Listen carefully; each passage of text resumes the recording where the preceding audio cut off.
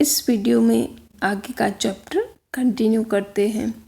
सप्रत्यवदत् अहम अस्य देशस्य एकः सैनिकः। जैसे ही अर्जुन उससे पूछता है कि आप कौन है और आपकी ऐसी दशा क्यों है, तो वो वृद्ध क्या कहते हैं कि अहम अस्य देशस्य एकः सैनिकः, भाई मैं इस देश का एक सिपाही हूँ। विगतेषु कतयेषु मासेषु बहुना देशानां परस्परम युद्धम अभवत्। क्या कहते हैं यहाँ पे कि पिछले कई समय से, कई महीनों से देश विदेश के बीच आपस में युद्ध होते रहे। तत्र विविधानि शस्त्राणि प्रयुक्तानि, और उस युद्ध में अनेक प्रकार के शस्त्रों का प्रयोग भी हुआ। तस्मात् कारणं जलस्थलं वायु प्राणिनः इत्यमेव बहुविधं जगत विविध रूपेण प्रभावितमस्ति। क्या कहते हैं यहाँ पे कि वे बहुत सारे अस्त्रों का प्रयोग हुआ और उसी के कारण आज जल, जमीन, हवा, प्राणी और अनेक प्रकार के जो जीव हैं, कहते हैं कि उसको ऊपर प्रभाव पड़ा है, भाई वो घायल हुए हैं, वो प्रदूषित हुए हैं। अब आगे क्या कहते हैं, किंते कथयामि शस्त्रास्त्री निर्गते प्रदूषिते सर्ववस्तु जातम प्रदूषितम विस्मयम च संजातम। क्या कहते हैं यहाँ पे, कहते हैं कि मैं आपको क्या बताऊं, शस्त्र और अस्त्रों में से निकलने वाले प्रदूषण यानी जहरीले पदार्थ जो है वो सब इस पे मिल गए और सारी चीज़ें, सारी वस्तुएं क्या हो गई, जहरीली हो गई। अत्रैवं जलम पीत्वा पीत्वा मदिया ऐसा स्थितम संजाता। क्या कहते हैं, ही जहरीला हो गया है। मदीय पुत्र इदमेव जलम पीत्वा विगत दृष्टि गभीरे कूपे पतितो मृतश्च। अब ये वृद्ध जो है वो उसे बता रहे हैं, कहते हैं कि यहाँ का पानी पी करके मेरी ऐसी दशा हो गई है और मेरा पुत्र जो है वो इस सरोवर का पानी पी करके अंधा हो गया और एक कुएं में गिरकर मर गया। मदीया भार्याः विषस्य वायोः प्रभावेन निरुद्ध स्वाहा दिवंगताः। कहते हैं कि मेरी पत्नी ऐसे जहरीली हवा को श्वास में लेकर के उसका दम घुटने लगा और वह मृत्यु को प्राप्त हुई। अब आगे क्या कहते हैं, प्रतिदिनं जलस्यास्य पानेन गत प्राणानां जीवानां पश्यान् भुक्त भोगः अहमत्र स्थित्वा पशु पक्षी मानवान अस्य जलपानां वारयामि।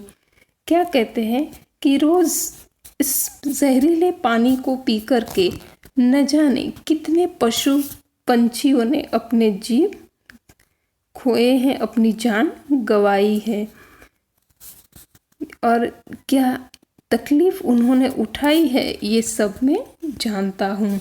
इसीलिए मैं इसी सरोवर के पास बैठ कर के पशु पक्षी और मनुष्य को इस सरोवर का पानी पीने से रोक रहा हूँ। अब आगे देखते हैं। अर्जुनः वृत्तान्तमेतु श्रुत्वा पुरातनीयस्य महाभारत भिदस्य युद्धस्य परिणाम स्मृति पथ मानयति। कहते हैं कि अर्जुन इस वृद्ध की ऐसी बातें सुन कर के उसे भी प्राचीन महाभारत के युद्ध और उसके परिणाम की स्मृतियाँ याद आ गई। स विचार्यति यत तदा बहुना जनानां संहार संजात तेन च परिवारेषु आपदानां परंपरा प्रवर्तिताः। कहते हैं कि वो सोचने लगता है कि ये सच है कि उन दिनों भी जब भी युद्ध हुआ करते थे तब बहुत सारे लोगों का नाश होता था, संहार होता था, उसके परिवार को बहुत सारी तकलीफ़ें उठानी पड़ती थी। परंतु जलवायु भूमाज्ञाकाशाद्यो महाभूतास्य तथैव सुता आसन। कहते हैं कि किंतु जल, वायु, भूमि और आकाश, ये पंच महाभूत जो है वो ऐसे ही शुद्ध बने रहते थे भाई, उसको कोई नुकसान नहीं होता था। ते जीवानाम कृते यथा पूर्वम उपयोगिनः एवासन, और वो वैसे ही जीवन के लिए उतने ही उपयोगी रहा करते थे। संप्रति यदहम पश्यामि तत अधिकम शोचनीयम मस्ति। क्या कहते हैं यहाँ पर कि मैं कहते हैं कि आज ये परिस्थिति जो है वो सचमुच मुझे सोचने पर विवश कर देती है भाई, मुझे विचारों में डुबा देती है। आगे क्या कहते हैं किमयम् अधुना प्रवर्तिः मानवस्य जयः अस्ति पराजयो वा एवं सशोकः अर्जुन अपि त जलः एव गृहीतश्चिन्तश्च पुनः स्वर्गः प्रत्यावर्तते।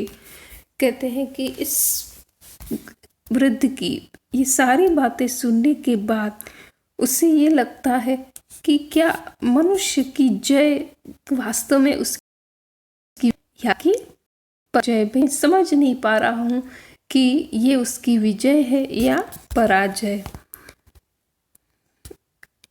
ऐसी अवस्था में वो दुखी होता हुआ पिए ही प्यासा चिंता से रुक्त होकर के स्वर्ग में वापस लौट जाता है। यानी छात्रों, इस चैप्टर से हमें यही सीख दी गई है कि जो है वो कभी भी किसी के लिए भी अच्छा नहीं होता। भले ही हम दूसरों को हराकर विजय पा लें ऐसे रासायनिक अस्त्रों का प्रयोग करके, पर हम जो जीवन उपयोगी चीज़ें हैं, जल, वायु, पृथ्वी, हवा, वातावरण, उसको हम प्रदूषित करके जो हम एक नए जहरीले वातावरण का निर्माण करते हैं, तो लेखक कहते हैं कि क्या ये वास्तव में हमारी जय है कि पराजय। भले ही उस प्रदेश की जय अवश्य हो, पर वो मनुष्य की तो पराजय ही है। तो यहाँ पे ये समझाया गया है कि जितना हो सके उतना हमें युद्ध को टालना चाहिए। भाई, युद्ध जो है वो कभी भी किसी के लिए भी श्रेयकर या अच्छा नहीं होता। ये उसका स्वाध्याय है जिसका हम रिटर्न वर्क में अभ्यास करेंगे। धन्यवाद। Thank you. Take care.